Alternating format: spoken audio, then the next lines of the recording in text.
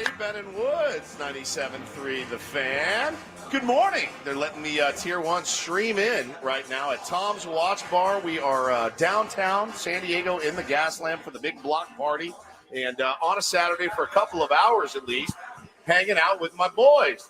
Are we getting tired of the sight of each other's faces? I mean, we are spending just a little bit. We are spending a lot of time together lately. I was driving in today going, I gotta see these guys again, and I got Paulie tomorrow too. At the you Tier called 1 me game. Yesterday. You're like, "Hey, great job this week. We crushed it." Blah blah. All right, I'll see you tomorrow, and I'll see you on Sunday. And I'll see you on Sunday. I'm going to see you for like 14 straight days.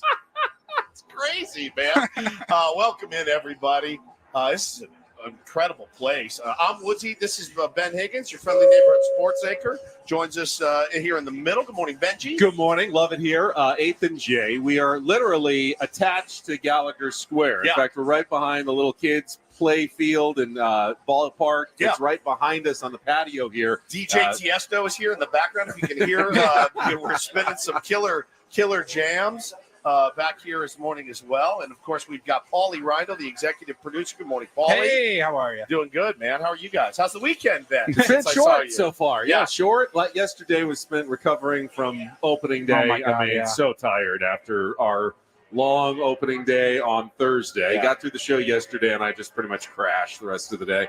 Yeah, we went and picked the kids up from the airport. It was good to see them for about 2 hours, and then after, then it got back to normal, where everyone was screaming at each other and beating the crap out of each other, the two boys. But it was a lot of fun getting them back, and had a little league action this morning. Just very little. I got about 30 minutes of coaching in, and then had to split up here. But man, it's good to be here. Tier 1s are already filling the place up. And we got some dear friends over there, Justin and Charisma. I mean, you guys made every one, haven't you? This is your third in a row? No, you this missed one. All right, that's fine. That's all right. Yo, right here. We got a 3 one. for 3 We got a right 3 here. For 3 right here. That's a lot of live broadcasts for us. But man, how about this start our beloved San Diego Padres have gotten off to? Really, 2 great baseball games to start the season. 2 great teams. I don't think the Atlanta Braves are going anywhere this year, and they fought You mean going hard. anywhere like Going anywhere like away, like right. down. Yeah, they're going places in the NL East. The Padres though looked really solid the first 2 games. Schilt ball, just 2 really great examples of what Mike Schilt wants to see from his team the first 2 games of the season. He's already used Grit Squad twice in post-game news conferences. The more he uses that, usually that's a good thing. That means Padres have probably pulled out a tough, hard-fought win at the end of the game. Yeah, man, it's been, like I said, after opening day, what a fun brand of baseball to watch, right? It's been a really, really fun brand of baseball to watch. And forgive me, I don't broadcast on Saturdays usually, so this should be pretty ugly. I kept thinking all night about Jackson Merrill and his quote that I think is probably going to end up hanging in the locker room at some point this year about, we don't feel pressure, we apply pressure. And I thought about that last night as they tried to apply more pressure early. Now, it was Jackson Merrill that tried to apply some pressure early, got actually thrown out on the base path, didn't care even a little bit, did not care one bit. I love that aggressive type of baseball that Schilt has talked about them playing, and that so far, again, only through 2 games, they're showing. I was thinking about that quote as well after Jared Kelenic had tied the game with his home run. And I go, okay, the score is tied. And I go, wait, Jackson Merrill doesn't believe it's tied. He believes the Padres are ahead. If they're tied or they're down only 1 and there's still, 2 or 3 innings left to play, Jackson Merrill thinks the Padres have the other team right where they want them at the end of the game. If you haven't put the Padres away by the 6th or 7th inning, they fully believe, carrying over from last season, that they're going to find a way to come back and win the baseball game in the end. And what a confidence builder for the first 2 games to have, clutch hits, clutch home runs in both games and pull out victories against a team that a lot of people expect to win their division, win 100 games, and be a factor in the playoffs this year. And it's so funny, too, because, how we are in the media or really as fans. I mean, that's kind of where the perspective I come from every day is that of a fan. Hey, great job. Do it again tonight. I mean, it's completely unfair, right? You kind of have to look at a baseball season in its entirety, but it's hard to do after just 2 games. You watch it and you go, hey, nice job. Now, Randy Vasquez, I'm going to need you to come through tonight. and it's going to be a tough matchup for the Pods tonight against Spencer Schwellenbach. I was talking to Adam Klug, who's on the board right now back at the Odyssey Empire Studios, and talking a little Spencer Schwellenbach, and he is like kind of people's breakout pick. He was a rookie last year. He's kind of their breakout pick to have a monster year. So Padres have their work cut out for him again tonight. And, with Randy Vasquez on the bump, you look at it and you go, I hope they can get it done. Yes, Schilt's really going to need to pull a rabbit out of the hat for this one. Not anything against Randy Vasquez, but I think he only threw 45 or 50 pitches in his last spring training start. The bullpen has been taxed the first 2 days. Robert Suarez pitches 2 days in a row. Jason Adam, Jeremiah Estrada. You can't think that any of those guys will be available for a third straight day this early in the season. Adrian Morejon pitched yesterday, an inning and 2/3, 23 pitches. They may need him again today, and you're going to maybe even see a move before the game today. Speculated that they might need to call up a guy like Logan Gillespie just so they have an extra arm in the bullpen because they've needed, 11-plus innings from their relievers the first 2 games of the year. Yeah, and man, it's with King on opening day, obviously he never really felt like he got into a groove at all. Dylan Cease is he's a confounding guy, right? Because at one point I think he'd struck out 5 in a row, something like that. And he's got 2 quick strikeouts, and then it's like walk, hit, walk, and you're going, all right, man, he's lost. He loses the something in his mechanics. They were talking about it on the broadcast last night. Mud notices, things like that.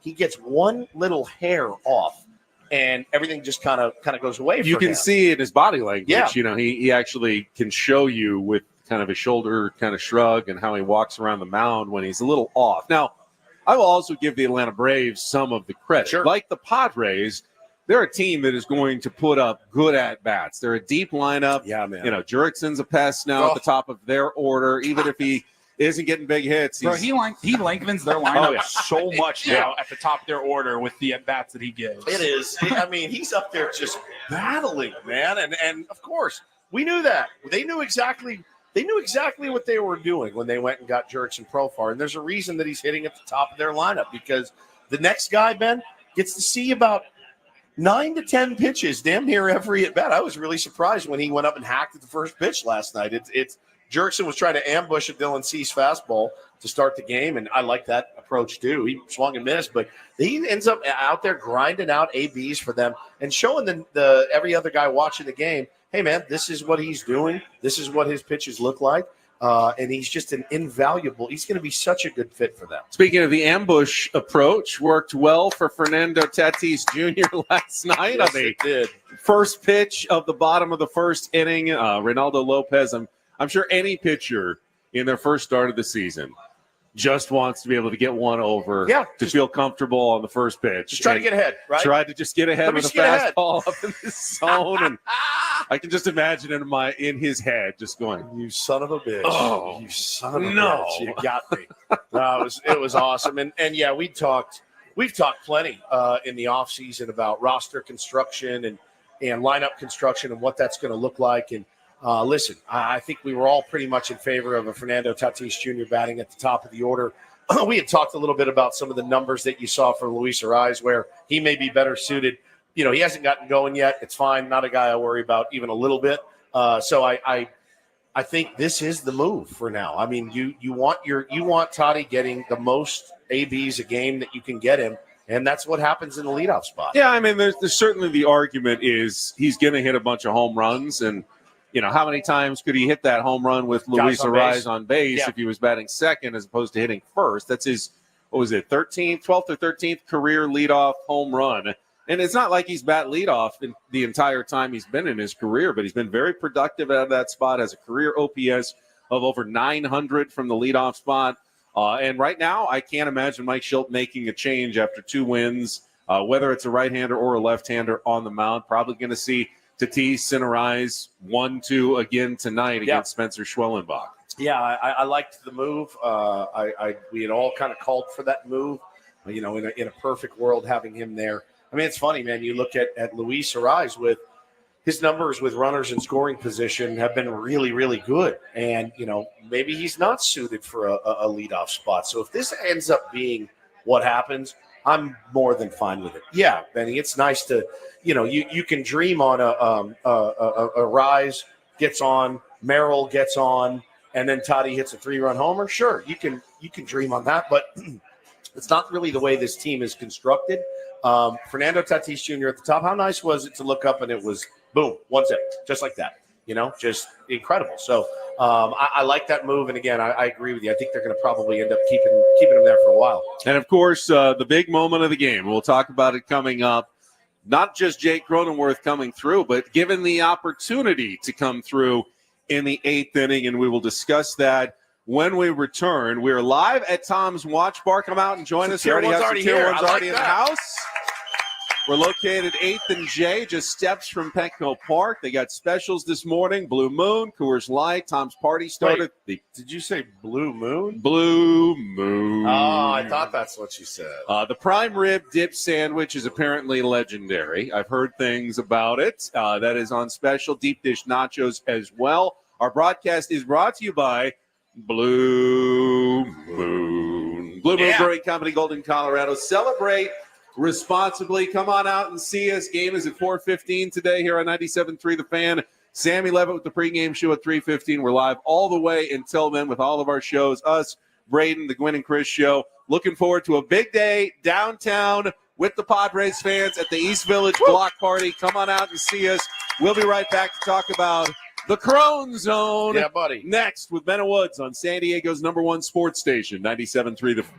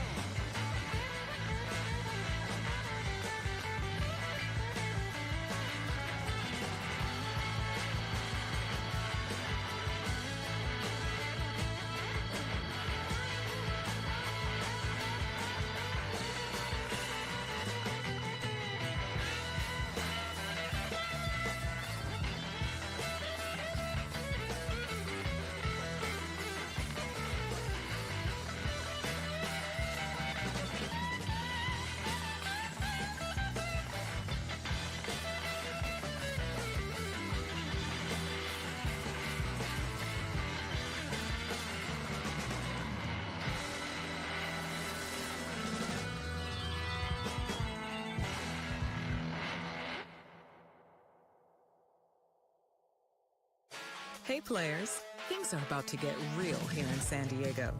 Introducing the all-new Jamul Casino Resort. With a 200-room hotel tower, exciting new eats and drinks, plenty of new places to play, and a luxe spa and salon. Hello, rooftop pool and deck. It's where players can play their hearts out and enjoy all the perks that come with it. It gets real this summer at the all-new Hamul Casino Resort, the Players' Place.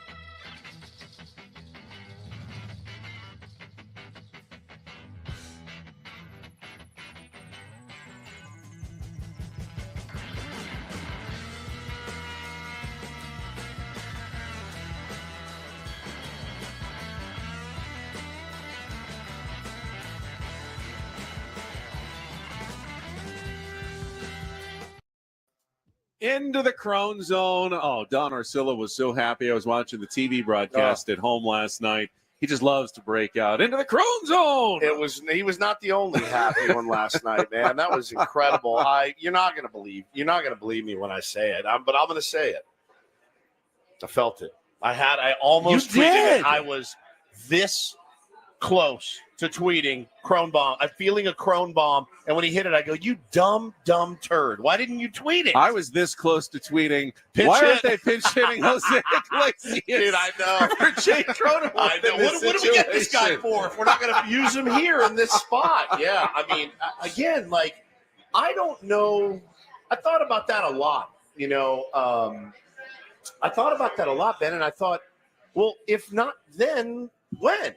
He hasn't gotten an AB yet, has he? No, we have not seen Jose Iglesias. You also had Yuli Gurriel coming off the bench. No, the point was made that they could have gone right to a right-hander. Yeah, sure. And so you would have had lefty-lefty or righty-righty, and Mike Schill felt good about Jake's at-bats in spring training against lefties. Yep. Thought he actually swung well against Chris Sale. Yep. Hit one really hard, Yep. just happened to be right into the on the infield, so didn't get rewarded in that first game, but shows confidence in Jake, and that confidence is rewarded with the game-winning go-ahead home run in the bottom of the eighth inning last night, and hopefully setting the stage for a good season here for Jake Cronenworth, because that's something the Padres are going to need, is some production from Jake. And Xander had a big double, not just, by the way, a double. And again, Xander is still going to hit some ground outs and roll into some double plays, but hit the ball 112.2 miles per hour, which is the hardest ball he has hit since 2022. Now that means something. It does. That definitely tells you that he's healthier. Maybe his swing's in a locked place. He's got a better swing speed going. All things that could, not necessarily will, but could lead to better results at the plate for Xander Bogaerts this season. We talked about it on opening day that those are kind of the two pivot guys in your lineup. You feel real good about 1 to 4, 5, 6 there with Jake and Xander, and that's exactly where they batted last night, are the pivot guys. Players, yeah. The better season they have, the deeper and tougher the Padres lineup is to face for opponents. And now throw in Gavin Sheets, who looks like maybe the steal of the offseason so far from A.J. Preller, and now you've got a 1 through 7 that you feel pretty good about. I was really happy for Jake. I know that he was much maligned, and he's much maligned in the media. He's much maligned by the fan base. And equaling his home run total off of lefties last year he hit 1. This year he's got 1, and is feeling much, much better. And you could tell he's like, look, it was last year, guys. I can't. You can't worry about what happened last year. You just can't, especially if you're, a professional baseball player. You got to turn the page and move on. As all these guys have had to do after the way the season ended. This is a new season. These are different games. These are different players. They're healthier. And I was really happy for Jake because, as you know, we love Jake. And I was really happy for Schilt, man. That's got to feel good to not push that button last night and panic and say, all right, let's get Iglesias in there, and it was a perfect pitch for Crone to handle, just hanging right there, and he unloaded on him, and it was great. Got to imagine we will see Jose Iglesias today or tomorrow in some way. Mike Schilt likes to use his players, get him out there. Is he the only guy, I think, of the position players we haven't seen in the first 2 games of the season? Because they got both catchers in, both stunningly getting 2 hits in each game out of the 9-hole. Elias Diaz the first game, and Martin Maldonado coming through with a big clutch 2-out RBI single in the bottom of the 2nd inning last night. I didn't really have a lot of hope in that situation. Like, hey, at least we turn the order over and Tatis is going to get up to lead off the top of the 3rd, but he delivered up the middle. Nice little piece of hitting. Had another single later in the game. And, he knows as a 9-hitter, it's not going to be his job to carry the lineup. And anything he can do like last night is extremely beneficial, and he also looked, for the most part, pretty comfortable behind the plate handling Dylan Cease. I think it's only fair that we all take a massive victory lap about how right we were about the Padres catching core. I don't know that I could have beaten the drum more for what Martin Maldonado and Elias Diaz bring to the team. See, I told you guys they were going to be fine. Bro, I'm telling you, what, they got 4 hits between them? 4 hits? It's insane. I thought it'd be a month till they got 4 hits. I really did. I was like, Martin Maldonado may go 1 for summer. I really thought that. I think they combined for about 4 hits in all of spring training. It's crazy. Just crazy. So, yes, nice to get production out of those guys, certainly. And driving in runs too was great. It was a really fun. It's been a really fun 2 games. And what can you say about Jackson Merrill through 2 games? Starts on opening day with the 4 RBI performance, doing everything they need him to do at the plate, making the huge catch in center field, and follows that up last night with a 3-for-4 day, scores a run. Probably less impactful than his 1-for-3, 4 RBI day the first day, but just nice hitting all around. He uses the whole field, has not hit a home run yet, but they're coming. You can tell with that swing that he's just waiting for the right pitch to see, and he'll start putting them out of the yard as well, hitting .571 through 2 games. Big deal. No big deal for Jackson Merrill.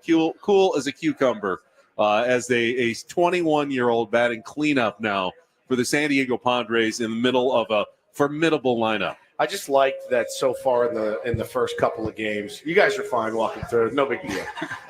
We've got people in the chat who say, why is everyone walking through past the camera? I said, well, they're working. We're right in their workstation. So you guys do what you need to do. Don't worry about us. We'll be fine. Nobody wants to look at us anyway. All right? What I like about what I've seen so far is contributions from everybody. Really contributions from other than Luis Ariz, but even he contributed in game 1. Got some guys over. He'll be fine. I'm not worried about Luis Ariz in the slightest. That guy, if there's one thing he knows how to do, it's hit. He walked yesterday too, which is something he wants to do more. I'm not expecting him to, be Juan Soto anytime soon, but he, a few walks here and there could add to that OBP by the end of the season. Well, and the other thing, how about the pick that he made last night? Yeah. Absolutely. Oh, Manny's play. Dude, that whole play was unbelievable. Did you see Manny look at him and give him the tongue after the whoo? Man, he bailed me out. Manny rarely skips that one. Rarely. That's usually one that's in the chest. And it was such a nasty short hop, backhanded by Ariz. Top to bottom, that play was absolutely elite. And really picked Dylan Cease up in that moment. Return the favor from Austin Riley, who made a really nice play to Rob Fernando of what would have been a nice little infield number single, but made that perfect bare hand without even changing his grip. Great throw to first base to get of course, very speedy runner at first. And they had last night was a weird one too. And Scan tweeted about it as well. The ball off the backstop that caromed out down the first base line. They made that play. And then the one off of Suarez, the kick save over to Arise last night. I mean, it was just it was a funky game. Good fortune there. And we were talking this week. Baseball is that weird game where the rules are the same. The playing field is the same every day. And yet you see something you never see. Yeah. I don't know that I've ever seen a strikeout put out 1-3. Right. Yeah, back to the pitcher, throws him out. And then has to throw him out at first base. It was insane, man. It was insane. It was a really, really good dub last night. And again, look, today could be a whole different ball game. And because it's baseball, it probably will be. But seeing this team, the confidence they have, and you can see genuinely, Benny, only after 2 games, how kind of together they are. You really, really get that sense. So I don't want to get too excited about it yet. It's only 2 games. There's 160 of these bad boys to go, but so far, so good for the San Diego Padres. All right, we're live at Tom's Watch Bar, 8th and J Street. It's the East Village block party all day long as we get ready for Padres baseball here on 97.3 The Fan. We're going to try some of those food specials coming up. Tier 1s live on the are air. Already out, and if you are here or you are on your way, make sure to visit our prize table right next to our remote broadcast because we've got a couple of prizes to give away during our show. Xander Bogaerts bobbleheads and an autographed Mike Schilt baseball for you. So put your name into the hopper. Hey, boy. We will draw for some prizes as the morning continues here. Come enjoy some of the great food at Tom's Watch Bar, and you can check out games on television. We just saw back-to-back home runs, Woods. One more. What, they had 4 in the first inning? 4 in the first inning. 4 home runs by the New York Yankees against the but 3 in a row. Brewers. 3 in a row, and then another Who one. was it? I know Stanton and Judge. No, Stanton's hurt. Who was it? It was Bellinger. Bellinger. Who was it? And Wells, too. Goldschmidt, Bellinger, Judge, and Wells all hitting solo home runs. We also have the Wave game on. It's the second half. They are in Orlando. Trailing. They just gave up a goal. They're down 1-0, so they're going to need to find an equalizer here. Still more than 30 minutes, though. And then tonight, there's an SDFC game as well. I don't know. Anyone doing the double?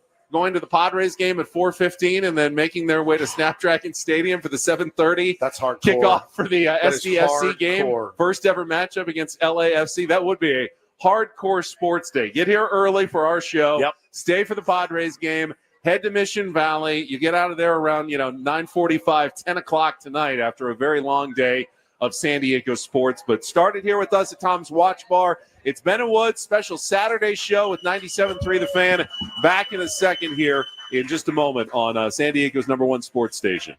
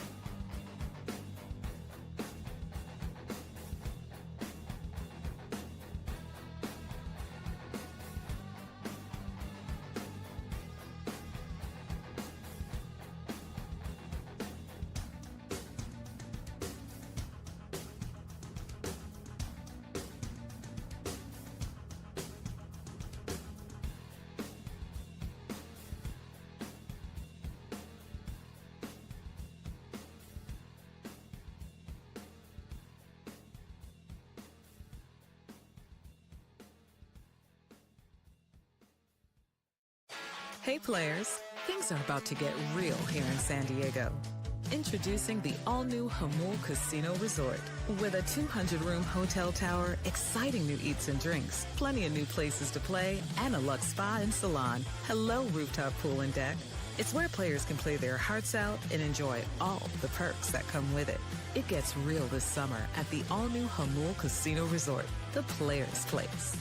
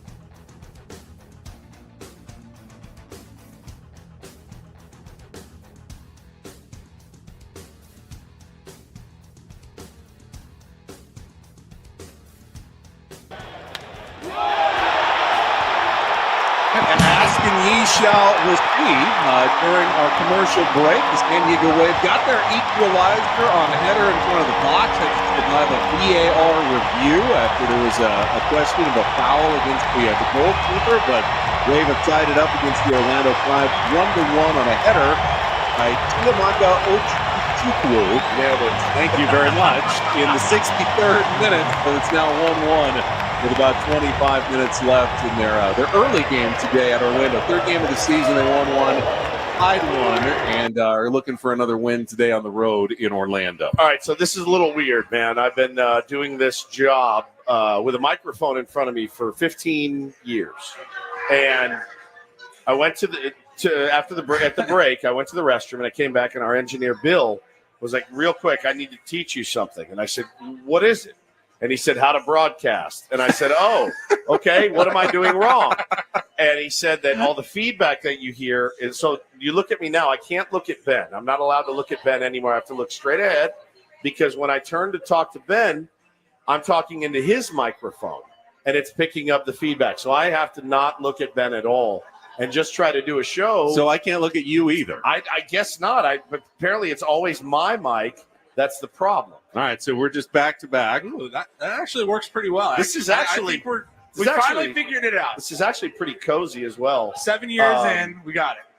So I'm a little embarrassed right now that I don't know what I'm doing in this job. Is this right? It's called cross bleed on the microphone, Bill. Right? That's cross bleed that you're looking to avoid. So, yeah. I feel like you're still too close to me. Well, I mean, but we're talking in opposite directions. So we're okay. Now, I might be cross-bleeding over into Paulie's microphone over there, though. I'm looking right at the straight ahead. So I don't know. Maybe just keep straight ahead. I have to look straight ahead. Straight ahead. Yeah, somebody said it looks like the Lethal Weapon cover. Ben and I back to back. I'm definitely Mel Gibson in this. So I'm Danny Glover? You're Danny Glover, 100%. I'm too old for this S. I keep waiting for you to say that. So I'm. Is this right? Just look ahead. I'm a little domed out, Bill. I like to look at my. I'm a big eye contact guy, right? I like to. I'm to a look big at non-eye contact guy. That's weird. I know. This is very odd. Usually, most of the morning is spent with Woods trying to make eye contact with me, and me trying to avoid eye contact with him. All right, I'll just look at the camera then. This is very Make eye strange. contact with all the tier ones out in the YouTube audience on the camera. This is Think very, of that as their eyes right there. This is very, very strange. They're staring right at you. I do apologize for being such a terrible broadcaster, my friends. I don't know. I'm doing my very It's like best. spring training still. We're just going through the mechanics. But it's not. I have 15 years of spring training, Paulie. I thought I knew what I was doing. Manny's got 12 years under his belt. He still whatever it makes is. errors. That's true. Still got to shake off the dust a little bit. That's true. That's very, very true. So it seems clear that Dodgers fans are never going to get my sense of humor. No, they Woods won't. They won't. Never mind.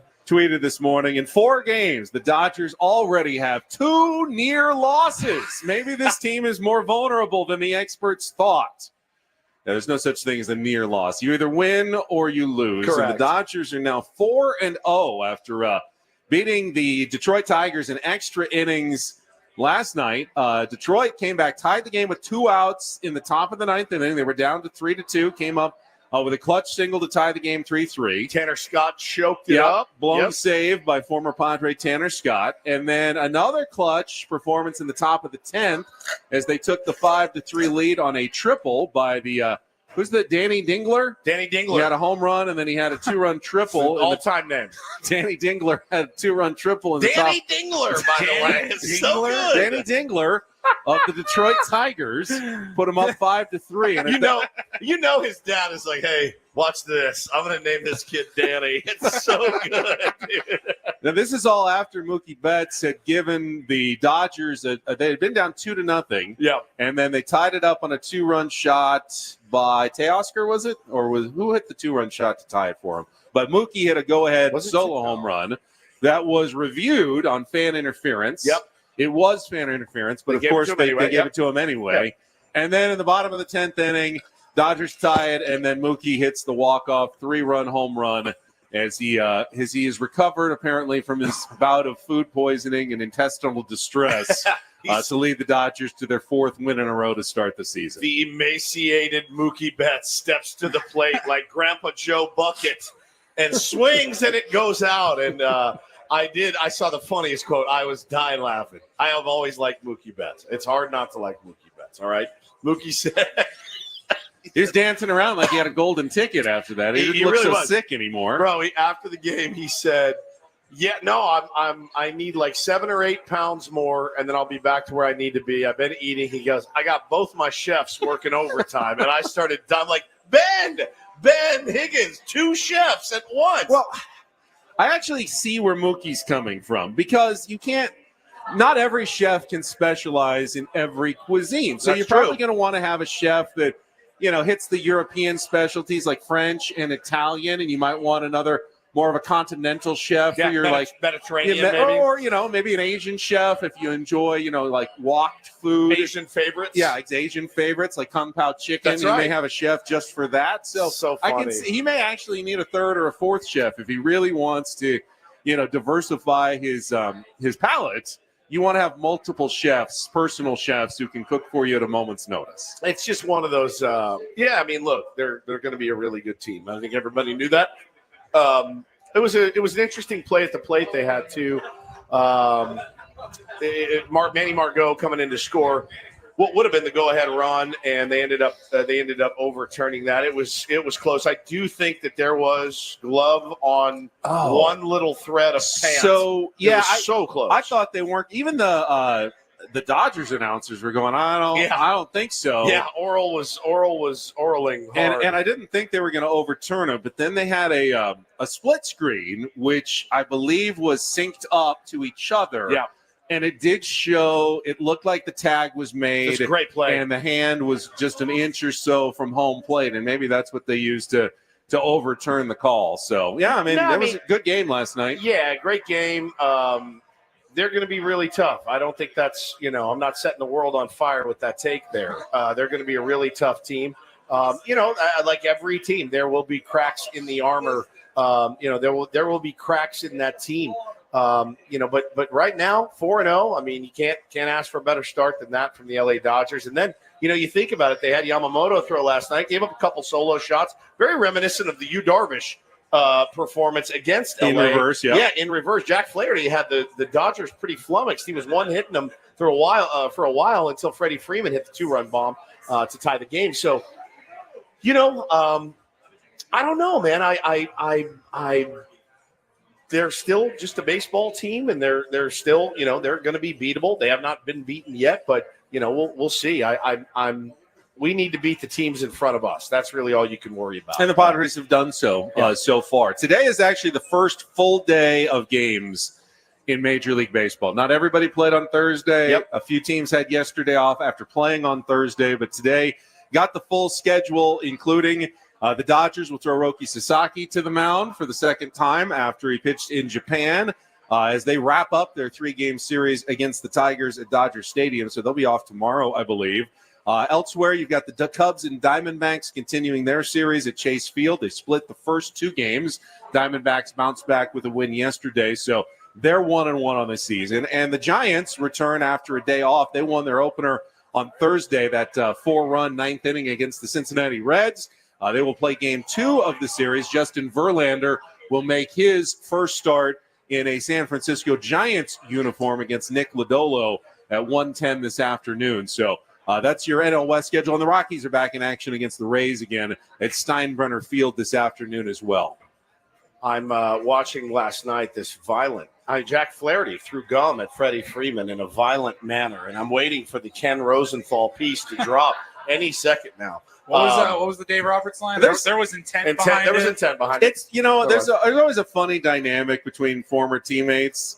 You saw Jurickson Profar do the neener when he made the running catch down the line to Merrill, to Jackson Merrill with the ears on the side of his head. I love that stuff. And actually, Jack Flaherty got his World Series ring yesterday. He'll get it today. Oh, is he going to get it today? They gave the rest of them yesterday, but they didn't give Jack Flaherty his because he's on the other team. No, because he was pitching. He was pitching. Oh, he was in the bullpen. He was pitching. He was in the bullpen. All right, so they're going to give it to him today. Yeah, so he'll get his today. I didn't watch any of the ring ceremony. I saw plenty of tweets from Bob Nightingale about it. That's true. That's true. How many, all the different jewels that represent whatever. I figured there'd be like a hidden little SD in there somewhere for beating the Padres somewhere in the ring to signify their win. Maybe like a 24 diamonds for the 24 scoreless innings by the Padres at the end of the division series.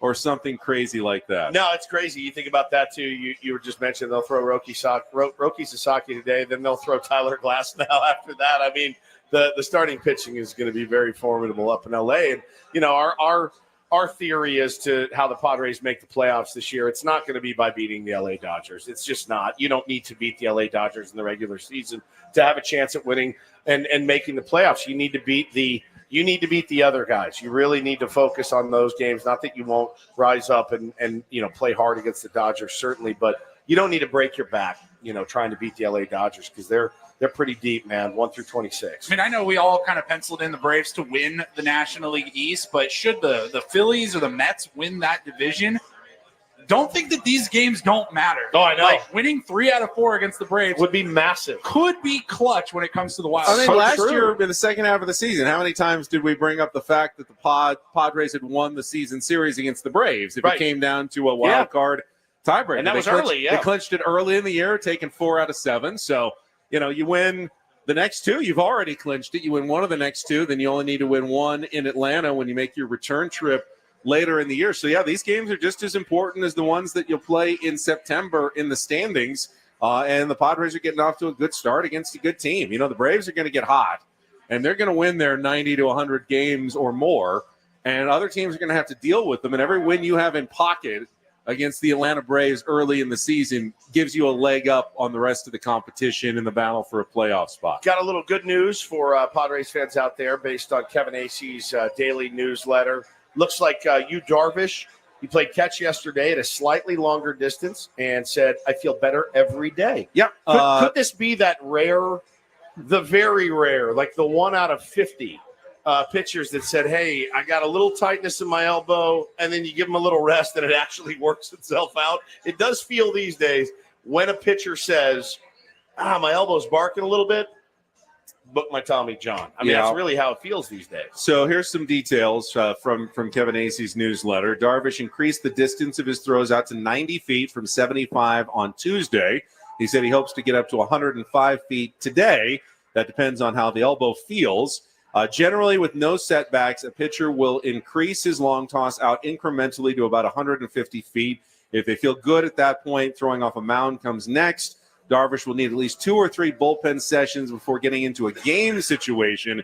That would presumably mean a rehab start or 2 before returning. So if you're throwing every other day, you get out to 150 feet. Maybe by next week he's in the bullpen, and then the following week maybe he can make a rehab start. So we're still probably 2 to 3 weeks away from seeing Yu Darvish back on the big league level, and that is assuming there's no setbacks on the path, to the arm and the elbow feeling good. But, positive developments and the kind of news you're hoping to hear about Yu Darvish in terms of getting him back on the mound as soon as possible. Yeah, we got a few minutes till break. I wanted to ask you guys what you thought last night of new control person John Seidler's appearance in the booth. I know he was on the radio as well.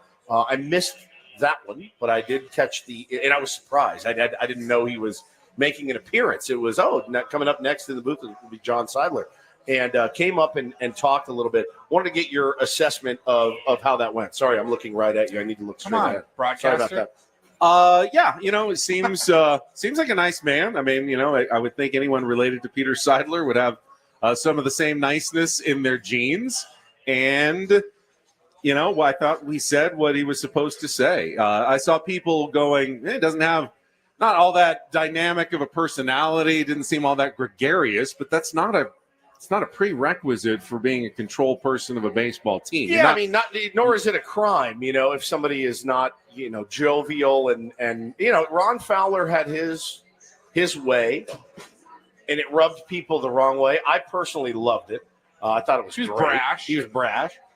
Peter Seidler was 1 in a million, though. We're always going to compare, whether it's family members or a new ownership group or whatever. We are always, as fans, going to compare to Peter Seidler because he was the best. Correct. And that is not fair to anybody else that ever has that position moving forward. No, it's like, when our friends Dave Shelley and Chainsaw retired, I thought to myself, who goes in and replaces them? You know what I mean? Like, I wouldn't wish that on anybody. How are you going to go in and take the microphone from Dave Rickards, And I thought about that last night as John was sitting in there, and I thought, there's really – at least he was being himself. Yeah, people in our chat are saying he was awkward on TV, social anxiety maybe. Like, not everyone is used to having a camera and microphones right in their face. Like, I can totally see that being a factor as well. Well, he didn't go into a line of work that was ever going to put him in the public eye. And it seems clear that this is not something that he planned on or ever was aspiring to.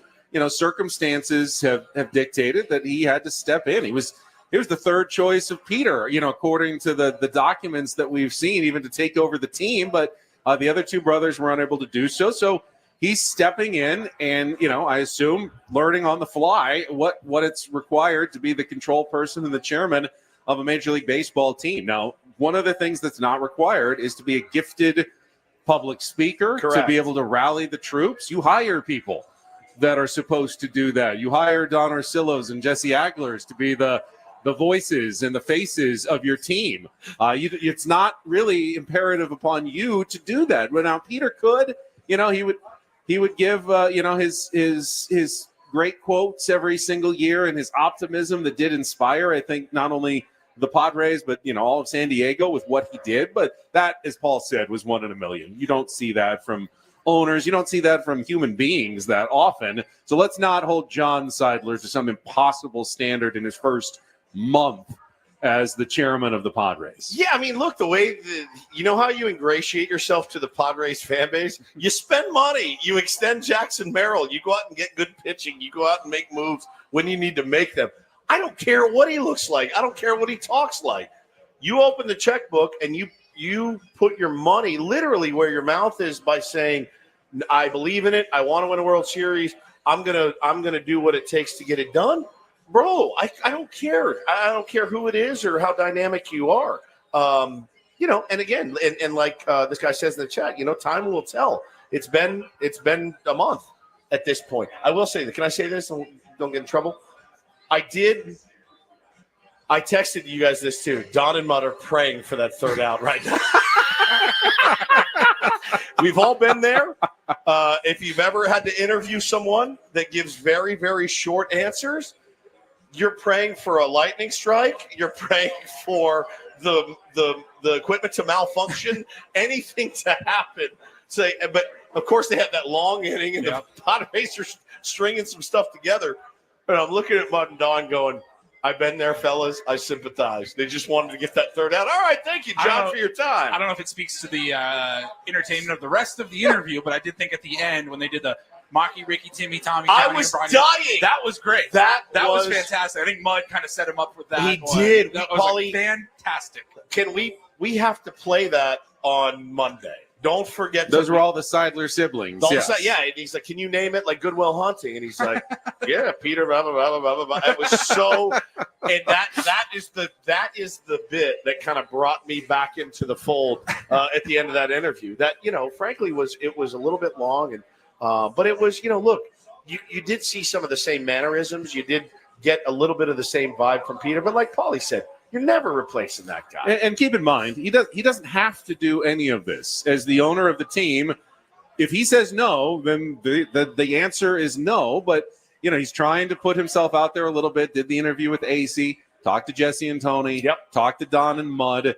Feels like there's a responsibility, I think, to the fan base that he's at least out there and accountable for what his team is going to look like on the field. And I think you're totally right, Woods. Ultimately, the owner will be decided by what kind of resources you put into the team, and ultimately, did you win? Did your team win while you were the control person? And, so far he's 2-0 as control person of the San Diego Padres. Good start. The only thing that I wanted to know is how many games he attended last year, and I can't seem to get that information. More than you is the correct answer by a wide margin. I would say access to his ballpark app. I need to see the screenshots. I would say he was at 55 more games than I was at last year. So he's way more committed. That's good enough for everybody in San Diego. All right, we're live at Tom's Watch Bar. It's our special Eats Village block party live broadcast until 3:15 when we turn things over to Sammy in the pregame show. Born and raised in San Diego, nobody knows this city like I do. Padres.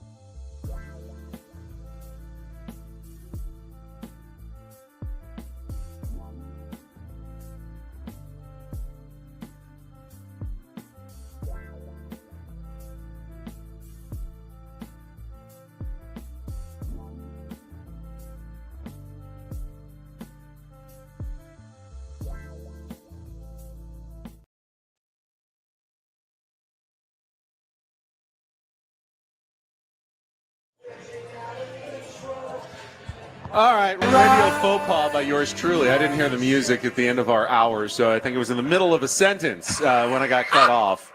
Where was I? Oh, yeah. All you heard was Braden pop up. You're like, what is going on? I thought he was on the mic because he's here running around somewhere. I was like, oh, that's... Where was I? I think I was telling you about Tom's Watch Bar, where we are broadcasting live until 3:15 today. Please join us. All of the hosts at 97.3 The Fan. They've got great food specials and drink specials. Blue Moon is our sponsor today. You got Coors Light as well. The prime rib dip sandwich. Haven't tried it yet. I've heard very good things. Deep dish nachos. Check out the whole menu, though. I was on their website yesterday. You know how I do. I like to check out the menu early. You are something else, and man. What impressed me, though, and there's some Tom Watch bars in other cities as well. Denver has one. But they put on the website what the big games are that they're going to have on their television. So there's like a list, and they were updating it. It was up to date. Like, okay, here's Padres. Here's your Padres games for the weekend. Then you had your big NCAA basketball games. We are down to the Elite Eight. We will get the first two members of the Final Four later today. Had some really good game at the end with Houston pulling it out on an inbounds pass. We were watching it earlier with less than 2 seconds to go to beat Purdue and advanced to the Elite Eight yesterday. So you got college basketball on later today. You got soccer on right now. The Wave gave up another goal, so they're now behind 2-1, and once again need to find another one to get an equalizer here as time's starting to run out on them in Orlando. And then SDFC is going to play tonight at 7:30. Got NBA games as well, so they are dialed in for their sports watching. I guess when you call yourself Tom's Watch Bar, you better be good at putting sports on television. Oh, you were looking for Timexes and Rolexes and Seikos. Yes, I was looking for Seikos. This is Casio. Casio. You guys like Casio out there? This is pretty cool. There's a family down here that came down all the way from Washington State, big Padres fans, and was talking to the husband, and they got a couple kids. And he goes, man, I love hearing your Little League stories because every time I hear your Little League stories, I'm very thankful for the Little League that we have up here and that we actually run things the right way. And they came down to watch this series against the Braves. And yeah, pretty cool, man. Family of four down here all the way from Washington. Everybody, Padres have they got their fans across the country, man, for sure. They've done a good job at branding and marketing this team. And there's a lot of interest in this team in other places. And there are some who grew up here and moved away, but I definitely feel like it's changed in recent years where people become Padres fans from a distance that never did before. When I was growing up, there's no Padres fans, in other parts of the country that just saw, Fernando Tatis Jr., Manny Machado, I love those players. I'm going to become a fan of the San Diego Padres. Maybe one or two Tony Gwynn fans out there, but they felt like they were more just Tony Gwynn fans than Padres fans. I'm telling you right now, man, growing up, I lived in Connecticut when I really, really fell in love with the game. And I had a Tony Gwynn poster on my wall, 3,000 miles away. But that was because of Tony Gwynn, and what he was able to do.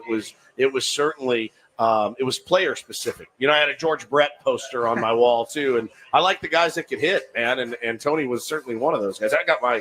She got my Tony Gwynn shirt on today. Nice. Yeah, it was freezing. I'll take it off right now. I'll show you guys. I took a little guff yesterday when I killed Tony Gwynn opening day. Yeah.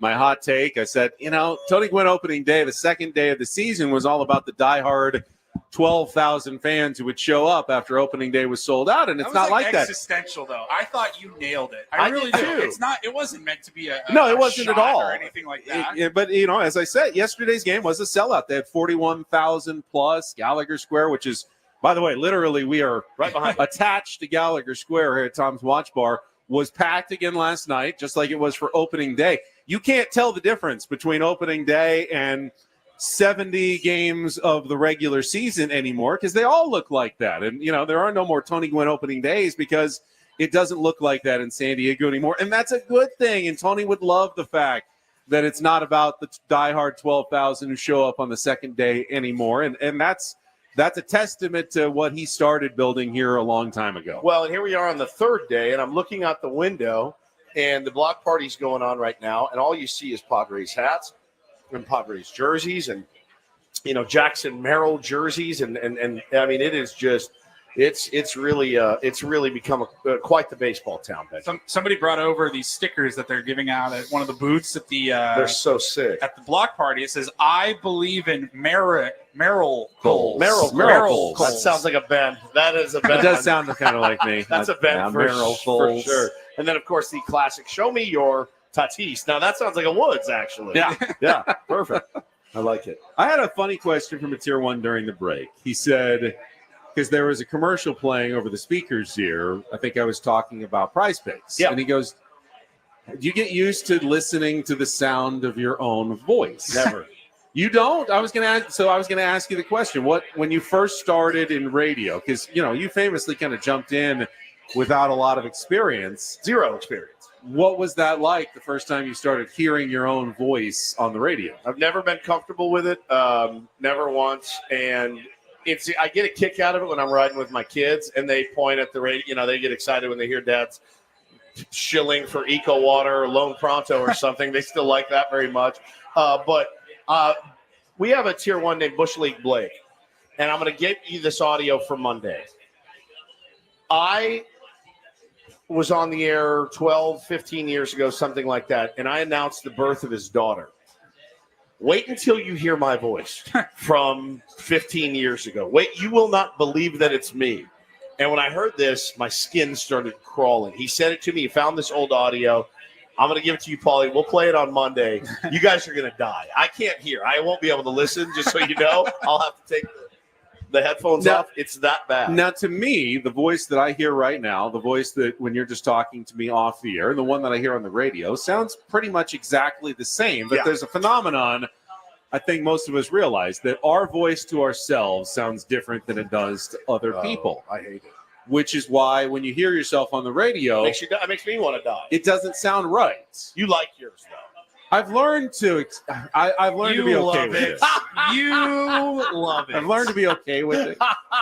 I don't always recognize it, like when the Dodgers used it in their hype video. Oh, but you didn't think it was you. I legitimately didn't think it was me. I go, that's not me. That doesn't sound like me. That's not me. He fought me. I did. He fought me in a text message, the likes of which you would not believe. It's not me. It's not me. I swear. I got to go back and look through the thread. It was me. It was me. I swear, Paulie, didn't he tell me to, like, shut up or something? Like, he was, like, pretty close. He was mad. I'm like, Ben, are you kidding? I remember this. Oh, my God. That was so good. Ben's sweet mother, Kim, is here at the block party watching the show. Did Ben ever, like, walk around with, like, a toothbrush or a comb something, like a microphone? A hairbrush. Hi, I'm Ben Higgins. You love your voice. I love your voice. I love your voice, too. It's very, very comforting to me. It always has been. I like my voice the way I hear it, though, to myself. Right. Not as much when I hear it back and I'm in the car. It sounds different to me. I blame the microphones and the processing. Of course. Yeah, it's not my fault. It's just the processing. It's the processing. Tell the engineers. It's the processing must be off. There's something weird with the microphones. We don't sound right. Yeah. It's a problem. It's a good one. It's a problem. It's a good one. All right, we've got Randy Vasquez making his first start of the year today for the Padres against Spencer Schwellenbach at 4:15. And Randy Vasquez, real opportunity here. We talked about it a few times, but Mike Schilt, it was back at FanFest when he kind of blew my mind when he told us, Randy made 20 starts for us last year. And I go, no, that's not. I don't think that's right. You mean 20 appearances? He made 20 starts. And I go, well, they usually consider if you make 30 starts, you've pretty much pitched the whole season as a starting pitcher. I think if you started every fifth day, you could squeeze in about 35. But any starting pitcher who makes 30 or more starts is considered to have started the whole season, had a full season as a starting pitcher. So I'm going 20 starts. That means he started for 2/3 of the season in the rotation for the Padres last year. I go, no. Waldron did a lot. He carried the team. But Randy Vasquez, he was a spot starter. He got in like 8 or 9 times. Had some good ones, had some not great ones. There's no way he started 20 games for the Padres last year. He did, and it's one of the reasons why I think he had an edge up in spring training. And even though he struggled early on in Cactus League play, finished strong, and I thought by the end was a pretty certain member of the Padres starting rotation once Yu Darvish went on the injured list and they knew they needed to pick of 2 of the guys who were there I thought he was going to be a clear choice. He is, and he'll get the nod here in the third game of the season against the Atlanta Braves today. Look, man, I don't want to start giving away my trade secrets, but after doing this for 7 years with you and with this team and this organization and a lot of the same people, I've started to kind of read their tells a little bit, and their tells are getting easier and easier to spot. And when I'm starting to read kind of puffy pieces about some minor league appearances from Randy Vasquez, and people are on our show talking, I really like what I saw from Vasquez. Yeah, man, you kind of put 2 and 2 together, and it was at that moment I went, oh, yeah, he's going to be in the rotation. It really doesn't matter at this point what Kolek does or what Hart does, who ended up making the rotation, but Randy Vasquez is going to, and of course it started with Mike Schilt at FanFest. You start to kind of read the tells, and you kind of know. But listen, Randy Vasquez needs to go out tonight and just keep us in a ball game because, if he can go out, and I mean, what did Cease go last night? How many innings? 4 and a third? Right. Or yeah. Is this too much to ask from your number 3 starter to go 5 innings tonight? The bullpen is. I mean, you really need someone to pick up some length in the starting rotation after short starts from King and Cease the first couple of days. Because while there are plenty of off days baked in the first month, you got a stretch of 7 games in 7 days to start the season. Correct. There's no off day until next Thursday. So the Padres do need to at least get through it. Will they call someone up today? The problem with that is if you bring up like Logan Gillespie, who do you send down? Right.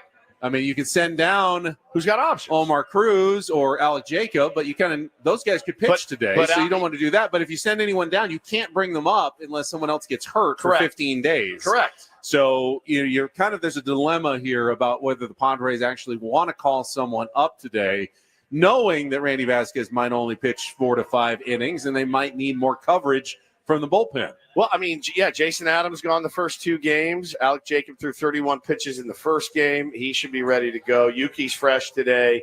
Wandy Peralta's thrown 1 pitch all season. You'll see Wandy today, almost certainly, I would think. You will see Wandy Peralta today, unless a miracle happens with Randy Vasquez. But we'll probably see Omar Cruz making his debut at some point. Yeah, no question. No question about it. So I think you have enough arms to get through today's game and tomorrow's game, certainly. But, yeah, you make a good point, man. You can't just send guys down willy-nilly for 24 hours or so. So they're going to have to figure something out. And really, Randy Vasquez needs to go out, use his defense behind him, right? You pitch the contact, use his defense, and try to keep us in a ball game. I love this team late.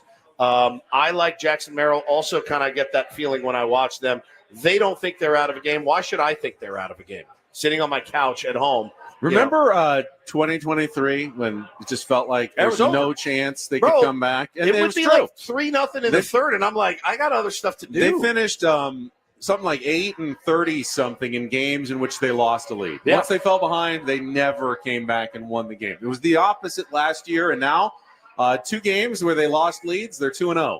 Last year, they'd be down 8-1, and we're like, oh, we got this. Yeah, for sure. You're like, let's see what these guys can do. And hey, a lot of times they came back and won those games, but it seems like they always kind of made it interesting, at the end. And I said it to start the season. I mentioned it at the broadcast on opening day. What I love watching about a baseball team is a baseball team that never quits and always plays hard. And that's so far what we have seen under Mike Schilt's regime. We really have. I mean, this is a team that really, really goes out and plays hard. I love how aggressive they've been so far. I want them to keep that up. Credit Schilt, but also credit the veterans for buying in. We've seen teams where vets will roll their eyes 100% at a new manager who wants to change the culture. I could never roll my eyes at a manager, so I don't really get that when you talk about that. I take what Adam says as law all of the time, so it's a foreign concept to me, but you're right. These guys have bought and part of it was, credibility of Schilt having had some success, but I think part of it was the failure of 2023, the embarrassment of 2023 made guys open to doing things a little bit differently, or at least approaching and having a different attitude going into 2024. They embraced it. They got success from it, and it appears that they're going to continue to embrace it going forward, at least based on the first 2 games that we've seen this season. I want to throw this in before I have to actually go a little bit early today. I'm signed up for a golf tournament, and I got to get up to Oceanside. So I'm gonna just be here for a few more you got to leave minutes. 15 minutes early. No, I looked at the traffic, and I actually have to leave a little bit earlier than that. So, Padres in the minor leagues, help coming if you need it. They had their first game at AAA El Paso yesterday, hosting Sacramento. Not the Athletics, but the actual Giants AAA team. Nice 10-3 win for the Chihuahuas. Trenton Brooks, who you might remember at spring training, was a guy, San Diego guy, hit 2 home runs in his first game with the El Paso Chihuahuas yesterday. Ryan Bergert, who's one of the Padres' top 30 prospects, had a nice start, only 4 innings, but 3 hits, a walk, just 1 run, pitched well. How about Luis Camposano? 3 for 4 with 2 runs scored in his first game. Threw a guy They sent out. him down. You know, they say, hey, I know you're disappointed he didn't make this team, but you're going to have to be ready because we're probably going to need you sooner rather than later. I don't think we will with the way our catchers are absolutely mashing right now. You had Connor Joe went 2 for 4 with an RBI and 2 runs scored yesterday. Mike Rosso went 1 for 3 with 2 RBI and a run scored. Mason McCoy drove in 3 runs on a triple and a double. So these are guys that, you know, if not all, we'll probably see most of them, especially the guys who are already on the 40-man roster like Connor Joe and Luis Camposano and Mason McCoy. Probably going to see these guys at some point this season, and to see them get off to a good start and hopefully be in good form when the Padres do need him, that's a good sign. I wanted to bring this up before you split, Benny. You might have lost your fastball a little bit because yesterday we were talking about Braves shortstop Nick Allen. He's a local kid, And that's what I I said to myself Francis last Parker, night. was it? Francis Parker. And I said, how did our beloved Ben Higgins, who can associate, you know, the 7 degrees of separation with Kevin Bacon? Right. He can do that with any kid from San Diego ever. And I went, oh, my God, he's a local guy. We blew it. It is funny. There's so many. Now that A.J. Preller has made so many moves over the last 2 years, you watch any baseball game, it just feels like one former Padre after another comes in. Last night, Pierce Johnson comes in. Eniel De Los Santos is warming up in the bullpen. Yep. I turn on the Dodger game. Luis Garcia is pitching for the Dodgers. Manuel Margot. How did he make their team? I have no idea. Manuel Margot is bananas. playing for the Tigers. It's just everywhere, all over the place, is saturated with ex-Padres at this point around Major League Baseball. You talk about guys on different teams, too.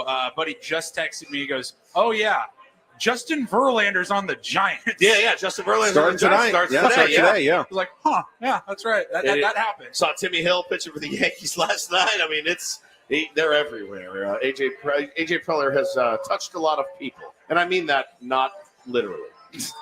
All right. You have to go right now? I'm going to take off at our next break here coming up, but why don't we start with some drawings? If you're here at Tom's Watch Bar, we're going to give away Xander Bogaerts bobblehead coming up. We've got a Mike Schilt autographed baseball. Make sure to get your name in the hopper. Enjoy some of the food and drink specials. Our entire broadcast brought to you by Blue Moon Brewing Company, Golden, Colorado. Celebrate responsibly. And we got Padres baseball for you later today at 4:15. Sorry, guys. I'm going to take off, but I will see you on Monday morning. Yeah, we'll be fine. Yeah, good for you. Got the last 43 minutes here covered. We got you. If you want to cruise in at like 7 on Monday, Yeah, whatever you got want. to do. Whatever you got to do. Whatever you got to do. Let's not forget who left early on Friday. I had to pick my kids. I know. My children. These are my actual children. All right. My blood relatives. Enjoy the rest of your All right, buddy. Saturday, everybody. We'll be right back with more from Tom's Watch Bar on 97.3 The Fan.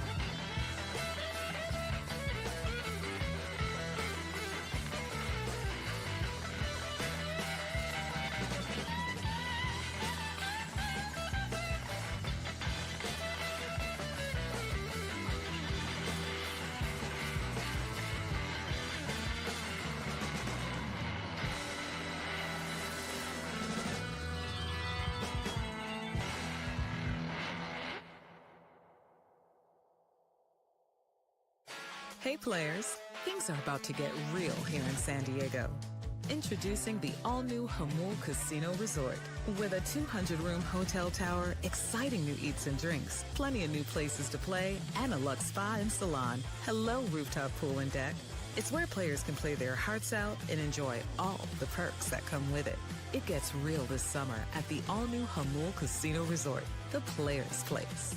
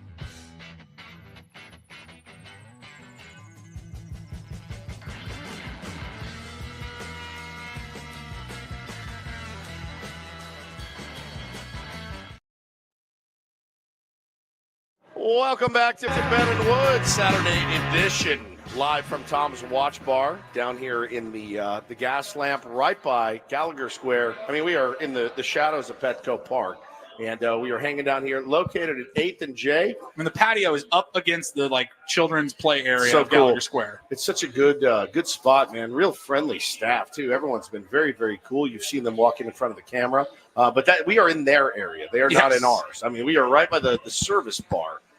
Hanging out. We're going to be here for another 35 minutes or so. And my computer's dying, Paulie, and I know I'm charging the hotspot on here. Is that a problem? No, you're going to go off the air or something? All Should right. be fine. That's fine. I won't need my computer, I don't think, for the rest of the program. But yeah, Ben just split. He's going to play he's got a golf tournament today. And yep. I got a text from a buddy. I'll leave it unnamed. He said, so you had to bail on your kid's your kid's first Little League game ever today. And Ben is leaving. You sent that picture over. I was like, you should just stay there. I thought about it for a second, but I didn't want to get chewed out from who's actually running our board. Adam, hi, how are you? Are you live? Are you listening? I'm doing fantastic. Are you doing good? Yes, sir. You guys are doing a great job. Thank you. We're having a lot of fun. Do you feel bad that Woods missed Taylor's first Little League at bat ever? Yeah. Ever. Because he had to serve his audience on a Saturday. I do feel bad, but I also appreciate him serving his audience. Yeah, it's a real catch-22 for me because I do love my audience, but I also love my children very much. I was able to go out and coach for about 30 minutes, which was great, and I had to go give him a big hug, and I looked at him and I said, buddy, I'm very proud of you, but Daddy has to leave right now. I got to get downtown. I got to go work.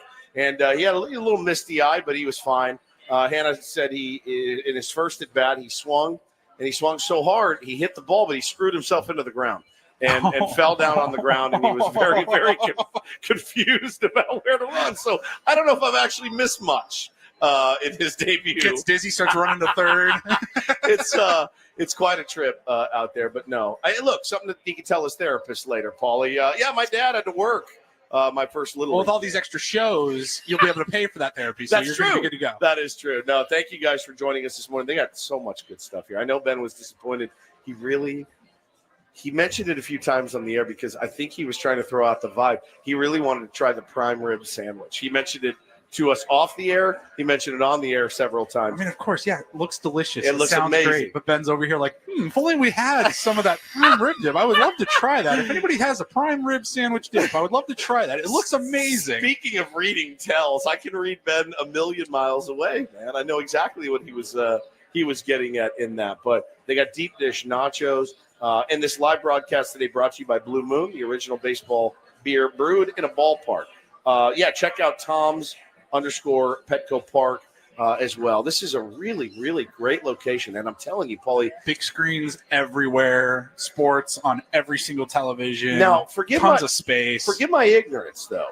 The block party is something they've just recently brought back, right? I don't believe so. I think it's been going for a little while. Has it? Did it happen last year? Maybe with the pandemic. Obviously, there might have been some a little bit of a gap. But I believe this has always gone on the Saturday of opening day weekend. It is going to be a scene in San Diego. There's like merch booths and everything out here on J Street. I'm going to have to take a stroll through there and see what we got. But, I mean, this place, it's only going to get busier the closer we get to first pitch. It's going to be packed in here later, man. There's already so many tier ones in here hanging out already, which is always such a great thing for us. You guys make us look so good.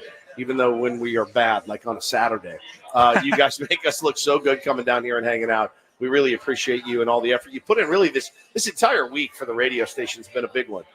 Starting with, of course, last week at Dave & Buster's for March Madness, and then, of course, for opening day down at Rick's. It was one of the coolest scenes ever. And then, of course, this morning is jamming outside, and people are going to start funneling in here for the broadcast. And we will be here till what time today, Adam? We're here till the whole station's here till 3:15. Till 3:15. Yep. Okay. Yep. And then Sammy Levitt will have your pregame show right here on 97.3. He'll be up in the loft. Yep, he'll be up in the loft today. Did you guys see Sammy's tweet today? He was very disappointed in himself. He's very. Oh no! What did he do? He's very hard on himself. And Sammy wrote this morning on Twitter. He goes, I beat myself up when I get something wrong on the post game. I kept saying last night the Padres bullpen had pitched 10 scoreless innings to begin the season. In fact, it's 10 consecutive scoreless innings after giving up a single run in the fourth on opening day. I'm sorry. We just can't have that. And that's unacceptable. I told Sammy, I said, Sammy, I'd offer you some words of comfort, but I've actually never misspoken on the radio before. So I don't really know what to tell you at this point. No, Sammy is truly the best in the business at what he does, and he's off to a great start this year. But he's right. I mean, the Padres bullpen has been a real bright spot, as we suspected that it would be. Yep. I'll tell you, the guy that's impressed me the most, man, is Jason Adam. I could watch that guy pitch every single day. I know he would probably like to be out there every single day. He is filthy. I feel the utmost confidence when he comes in. And let's talk a little bit, too. Somebody brought it up last night on Twitter, or maybe in the chat this morning. They said, didn't everybody want to trade Robert Suarez? I'll tell you right now, I raised my hand as when you're kicking around ideas of guys that you know, hey, man, these are the guys that could potentially go and we could get a decent haul back for them. He was probably the first name on the list. You weren't lobbying to trade him. None of us were, but given the names that were out there, like King, Cease, Dylan Cease, Arise. Michael, right. Like out of those names, and then Suarez, you're like, well, if we had to trade one, I think I'm going with Suarez. Yep. So it's the easiest pill to swallow, I should say. But I'll tell you right now, man, after watching him the last couple of nights, he has busted that changeup out. And his changeup is absolutely disgusting and filthy. I don't know that we'll ever get the real answer as to why he didn't throw it last year, why he went with the 98 straight fastballs or whatever he threw. I don't know that we'll ever get the real answer. One day I will try to corner Ruben Niebla and go, all right, give it to me straight.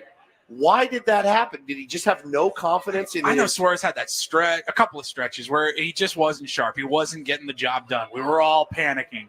And I'm sitting there and I'm going, well, yeah, he's throwing 97, 98, 99, but he's throwing a fastball right down the middle and every time. They finally started timing it up. Eventually, these guys are going to hit that.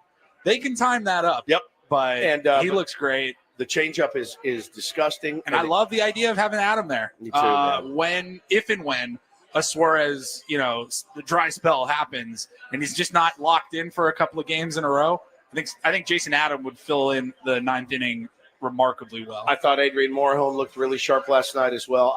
I'm very, very impressed with this bullpen. They have been used a lot in the first couple of days. So hopefully, we get a little bit of length, a little bit of luck, honestly, tonight with Randy Vasquez on the mound. If he can get some ground balls, use his defense behind him, try to get through 5 innings. I mean, I know there are people in the audience going, my God, what has baseball come to when a starting pitcher can't even go 5 innings anymore?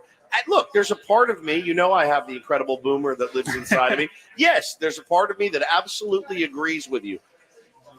The quick triggers are going to happen, especially earlier in the season. So you're just going to see that across baseball the way it's played today. We will take another break. We will be back. We are live from Tom's Watch Bar. Again, it's at 8th and J Street, just steps from Petco Park. Get down here today. I found parking like a block away. So, but you got to get down here soon. All right. The parking is going to start drying up. Come on down and hang out. They got great food and drink specials all day. Ben and Woods live on a Saturday for you. We will be right back.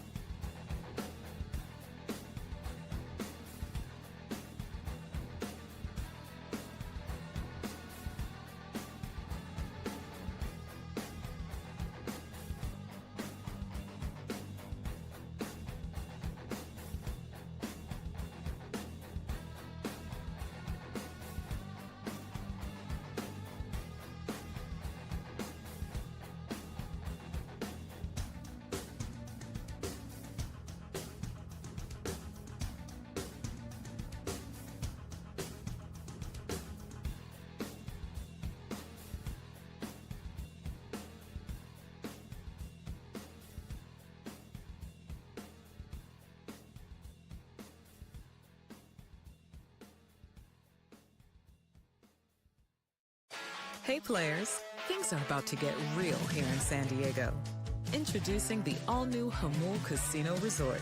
With a 200-room hotel tower, exciting new eats and drinks, plenty of new places to play, and a luxe spa and salon. Hello, rooftop pool and deck. It's where players can play their hearts out and enjoy all the perks that come with it. It gets real this summer at the all-new Hamul Casino Resort, the players' place.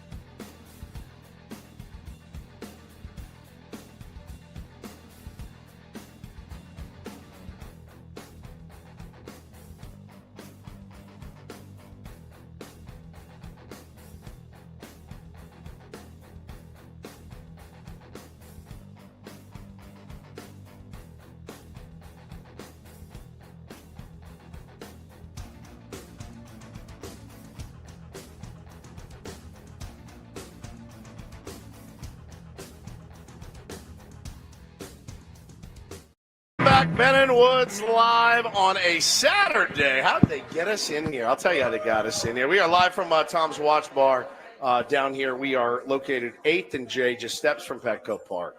Adam had hit us up about this a couple months ago and said, hey, they're going to do the block party. Want to have the whole station down there. I said, absolutely. And I saw this place on opening day as I was walking by. I go, oh, my God, that's it? All right, done. Yeah. Right here. Piece of cake. I love it. I mean, this is a place I want to come back to, the next time there's a day game, something like that, maybe come by and have dinner before. I was just telling the Tier 1, I was, are you going to the game? So I was like, I'll probably just be watching from home tonight. I got a lot of sports on. I'm going to have the SDFC game on as well. It's all going down right around the same time. But I was like, maybe if we moved the day parts around and we were broadcasting a little bit closer to first pitch, then it's a lot easier. Like, we're right here. How can I not go to the game? But yeah, great location, great bar, great food, great drinks, and great Tier 1s here. It's incredible. I'm going to be putting some miles on this ass the next couple of days. As soon as this is over, going to drive home, going to pick up the missus, dumping the kids with the grandparents again after they just had them in Colorado for about a week. And Hannah and I are driving up to L.A. tonight into enemy territory. That's right. Where's that at again? It's at the Hollywood Bowl? The Greek Theater. Greek Theater. Yeah, so we're going to the Greek. The movie Garden State debuted many, many years ago. It's her favorite movie, and I really love it too. But the soundtrack was just through the roof. Won awards and stuff. And they're doing this thing for the homeless, and it's a benefit. And all these bands, some of these bands are getting back together for the first time in many, many years. And it's going to be really, really – Zach Braff's going to be there hosting the whole thing. So awesome. It's going to be really cool. I'm really excited about it. But that's a new phenomenon right now in music. A lot of bands are getting back together. They are kind of unannounced and surprised. Like I saw Nirvana in 2025 a couple of weeks ago. Yeah, it's pretty crazy. I'm really excited about it, and really, Hannah's elated. It's her favorite That's movie. Gonna be fun. Her favorite soundtrack. Like I said, culturally, we agree on about three things. We both like the Killers, we like the Eagles, and we like the Garden State soundtrack. So we're going to drive up for that. Going to watch the Pods game as soon as we get to the hotel. And then I want to have the SDFC game on my phone at the show. I have this sneaking suspicion, though. This show is going to be like 3.5 hours long, which is, how I roll. Yeah. When I get somewhere, I'm usually ready to go after about 15 minutes. And this is like a one-off, so there's no set list to really work off of. No, I can't. You don't know what look it's going to look like. Paulie, I'm going in nude to this thing. Essentially, Well, don't do that. That'll get you a ticket at least. I do not know what to expect tonight, but I know that I'm very, very excited about it. Driving in, we'll get up at 6 in the morning. We got to drive back. We got to pick the kids up, And then we've got a game out in Valley Center tomorrow at 1 o'clock. So I'm going to be just driving all day and all weekend. But, man, it's been such a fun time hanging out today with all the tier ones Sunday out night here. baseball, so we'll finish up our game, get home just in time to watch some ESPN. Yeah, Padres are on today at 4:15 and on Fox. It's a Fox game tonight. And I think we have been blessed. I don't think we'll have Joe Davis on the call tonight. I believe it's Jason Benetti and A.J. Pierzynski is what I read. Can handle that. What I read yesterday, which I can handle. Does Don do Fox broadcasts? TBS. Or just TBS? Just TBS, okay, so. as far as I know. And then tomorrow, as you said, tomorrow is Sunday Night Baseball on ESPN. So, yeah, you're going to have to be a little bit malleable this week. Gosh. What is that? Party starter. It's got a Red Bull dunked into it from the top. All right. I mean, I'll have one sip. See what it does. Get a good slurp in that. Oh God, tequila in there. Ooh, man, that's tasty. Try that. Try that bad boy. That's got a lot of tequila. It's got a Red Bull and tequila. So good. Oh yeah, man. that'll work. Yeah, that'll do. That will play. Yeah, make sure you come down here and get one of those party starters. If anybody wants to polish that off, feel free. That's on us, guys. Because don't let me get out. Hammy, go ahead. Don't let me get after it, my friend. Anyway, so we are down here until it's going to be us. Braden's going to be on after us. 12 to 2. 12 to 2. And then Gwen and Chris, 2 to 3:15. Is Tony going to be down here? I do not know the answer to that. He's probably working. He's definitely somewhere around here. Not Tony. No Okay. Tony. So Ello and Scravy. Ello and Scravy will be down here. And then we got Adam Klug back on the board. Now, Kluger, we are we're going live with the roundtable next week. Yeah, is the roundtable back officially? That is correct. Debuts on Thursday, 10 a.m. 10 a.m. The Ben and Woods and Braden Soprenet and Gwen and Chris show. We will all be together from 10 to 11 on Thursday. And we will be doing the roundtable again. Ben Higgins will be your host. He is truly the best at He doesn't that. have any golf on Thursday, right? No golf on Thursday, as far as I know. But the roundtable is back, brought to you by Roundtable Pizza. Very successful segment. I will give Adam a lot of credit for it last year. It really, really went well. People really seemed to enjoy it. Proud of you, Adam. Good job. Thank you, Now, sir. what is this, a party starter? What is this, tequila? Yeah, this is where you weigh in a little bit, Kluger, and talk about the roundtable. Oh, well, we got our fantastic sponsor back, Roundtable Pizza, and they'll be providing you guys with food, but more importantly, terrific content for our audience. It's excellent. It's excellent. I know I give you a lot of grief about it. I'm really just breaking balls. I have a great time doing the roundtable, and it's going to be fun and interesting this year. Talking Padres baseball as much as we can. That's kind of what we do here on Ben and Woods and the other shows as well. Today's game, 4:15. Excited. Spencer Schwellenbach going to be towing the slab. Randy Vasquez towing the slab for the San Diego Padres. And so far, I mean, I was looking. I don't want to get ahead of myself right now, but San Diego Padres, they're hitting the baseball pretty well this year. I was looking at some team rankings of where we are offensively. Hitting over 300, slugging higher than the Dodgers. Now, the Dodgers have 9 home runs. 9 home runs already. Now, they've played 2 extra games, but they're hitting the ball out. The New York Yankees may catch them today. I was going to say, how many of the Yankees hit today? Aaron Judge Like has 6? 2. Aaron Judge has 2, including a grand slam. They are winning 13-4 in the 4th inning against the Milwaukee Brewers. One of those games where you'll probably see a Brewers position player on the mound. And it is just a bloodbath so far up in the Bronx. But that's the one thing I'm looking right now. Positive hit. Crone's got one. Gavin Sheets has hit one. Fernando Tatis Jr. has hit one. They've just been firing on all cylinders, really. Pitching's been pretty good. Defense has been great. I mean, opening day, you had Lockridge robbing a home run. Merrill robbing a home run. Yep. That play that Manny and Arise had yesterday, we were talking about that earlier. The defense looks great. The bullpen looks great. The hitting's there. They're stealing bases. Like, this has been a really fun – are you insane, sir? Oh, man, they just brought out beers another pitcher of beer. What is that one? It's actually on Tom's beer for $6. Tom's beer for $6. For that. That is $6. That looks like it's 4 beers. Oh, my God. It's got double handle. Sure stood. You guys are going to get Frank the Tank boy. going here. Any minute now. Oh, it does taste so good. I did. I told you guys. I got. We hit it pretty hard on opening day. We had a lot of fun, and I realized well, I can actually do some day drinking, go home, get some rest, So good. and then I felt fine yesterday for the show, which is not exactly the best. It's not exactly a habit I want to get into. But you guys are, if you're coming down today, make sure you get down here soon. It's going to be really, really crowded and crazy, and it already is getting a little rowdy out in the streets. I love that, man. I love seeing how many Padre fans there are in San Diego now. Thank you guys for all tuning into the chat and being active on there, being active on social media, supporting the station. We obviously couldn't do what we do without you guys. Still got a Mike Schilt autographed baseball to give away here. We're going to give it away in about 10 minutes. Woodsy will draw a name. So if you are here, if you're at the block party and you're listening and you're walking around and you're nearby, get over here, get your name in the hopper with our promotions team, and get you a Mike Schilt autographed baseball. I'm been very impressed with Schilte so far this season. Again, pushing all the right buttons, and then again knowing not when to push that panic button, like last night with Jake Cronenworth, allowing Jake Cronenworth to actually go up and take that AB off of a really good lefty reliever. Now I'm going to guess: are these the deep dish nachos? These are the deep dish nachos that they just brought out. Oh my God. This is great radio. This is great radio. Sorry about it. Yeah, I'm not that sorry about it. God bless, dude. That is legit. Paulie's going right for it. Man, this is a really good setup here. Poor Ben, he missed out on all the food and drink. Sorry about it. Oh well. All right, we got about 9 minutes left. We're just going to eat for the next 9 minutes. But yeah, dude, it's been a really good start to the season. I want to keep it rolling tonight.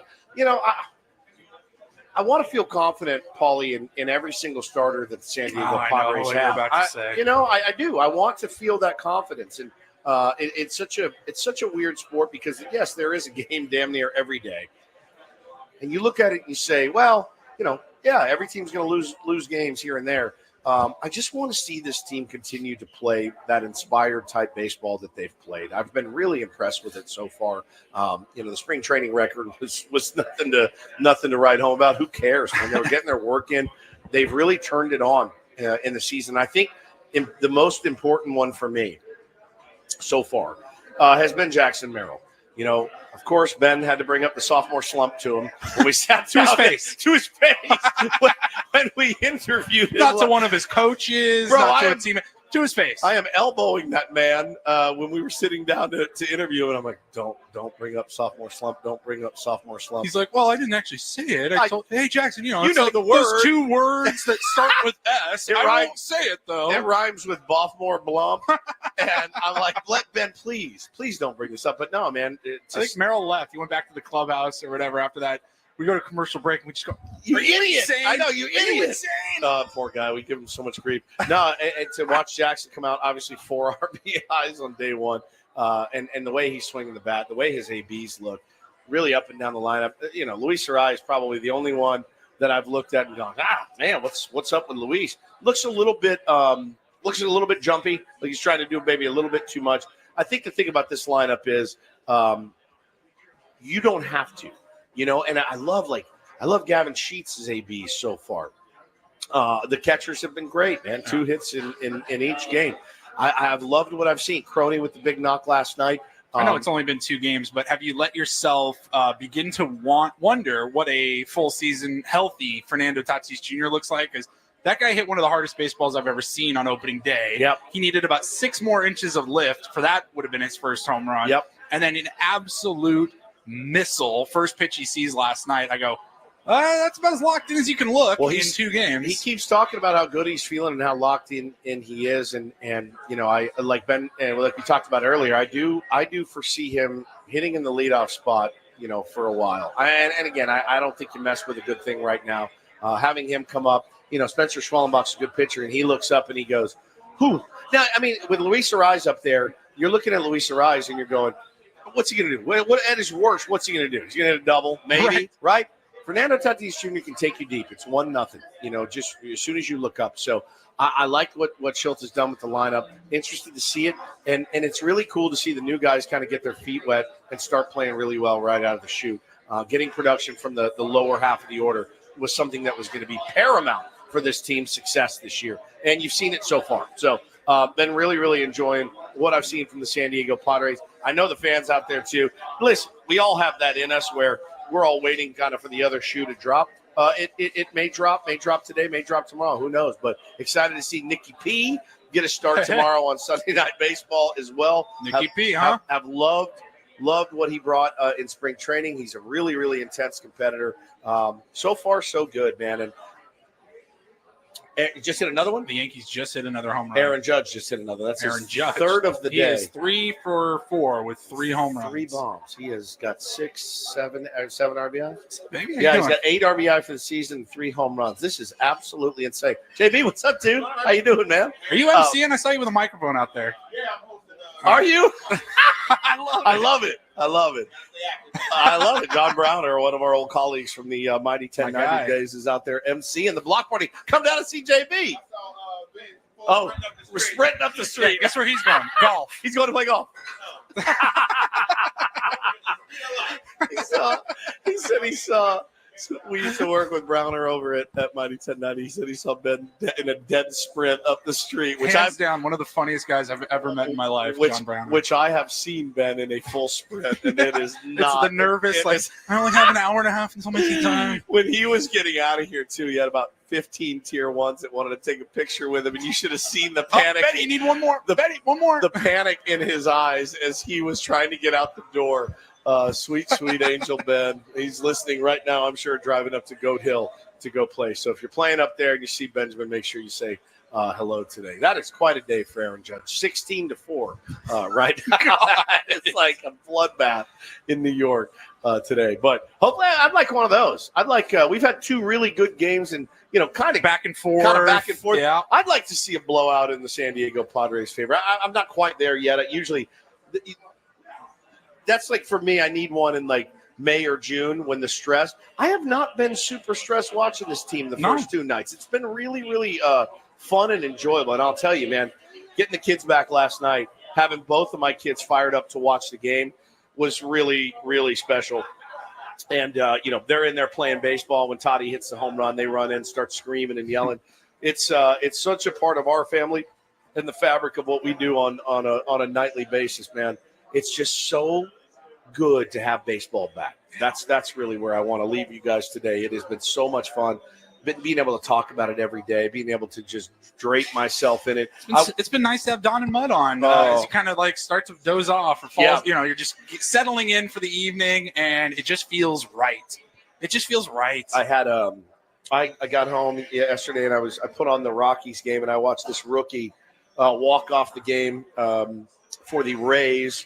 And, yeah, it's just, of course, they're playing in a little minor league ballpark. But it was just cool, man. It's just cool to have baseball on all the time. And found myself yesterday, as soon as the Padres game ends, flip over the Dodger game. That's just standard, man. I'm trying to watch at least 3 to 4 to 5 to 6 teams every single day playing because it's my favorite time of the year. I love this, man. So we are out of here. That's our music. Great to Brennan is up next. Thank you guys for being here today. Make some noise. The Tier 1's out here at Tom's Watch Bar, 8th and J Street, steps from Petco Park. Bring your ass down here today and party with 97.3 The Fan. You can have our beers and our nachos. They're sitting on our table. We'll talk to you guys Monday. Love you very much. Thank you, everybody.